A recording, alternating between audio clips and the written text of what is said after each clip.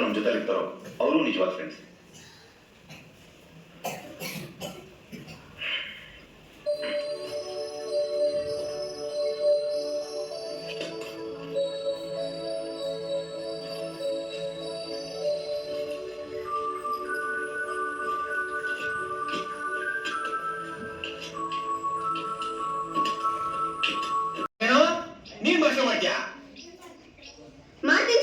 ನೋಡು, 100 ಜನಗಳ ಎದುರುಗಡೆ ಭಾಷಣ ಮಾಡಬೇಕು, ಮೈಕ್ ಇಟ್ಕೊಂಡು ಭಾಷಣ ಮಾಡಬೇಕು.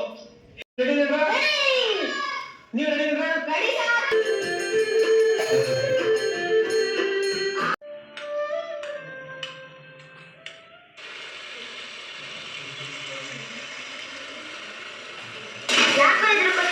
ಮೇಷ್ಟ್ರು ಮಕ್ಕಳು ಏನಂತ ಕೇಳಿ ಹೇಳು.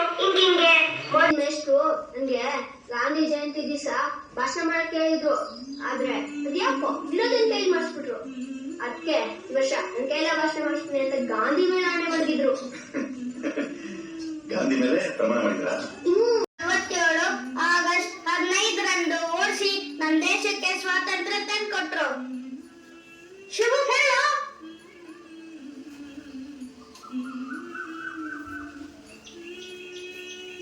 ಇದು ಗಾಂಧಿ 60 ವರ್ಷಗಳ ಹಿಂದೆ ಹೇಳಿದ ಮಾತು. ಅಂಬೇಡ್ಕರ್ ಕನಸು ಇದೇ ಆಗಿತ್ತು. ಆದ್ರೆ ಇವತ್ತಾಗ್ತಾ ಇರೋದೇನು?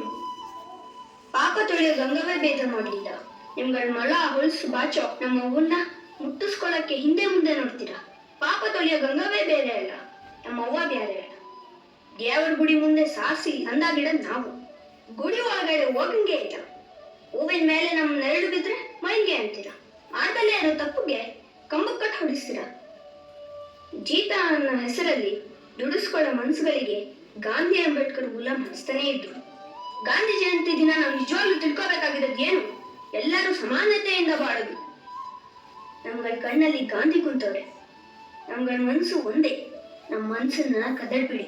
ಈ ಸ್ಕೂಲಲ್ಲಿ ಗಾಂಧಿ, ಅಂಬೇಡ್ಕರ್, ಬಸವಣ್ಣ, ಬುದ್ಧ ಎಲ್ಲರೂ ಒಟ್ಟಿಗೆ ಕಲಿತಾ ಇದ್ದೀವಿ. ನಮ್ಮಲ್ಲಿ ಭೇದ ಭಾವ ಏನೂ ಇಲ್ಲ. ಮೇಲ್ ಜಾತಿ ಕೀಳ್ ಜಾತಿ ಏನೂ ಇಲ್ಲ. ನಾವೆಲ್ಲ ಮಕ್ಕಳು. ನಮ್ಮನ್ನ ಮಕ್ಕಳಾಗೇ ಇರಕ್ ಬಿಡಿ. ನಾವೆಲ್ಲ ಒಂದೇ.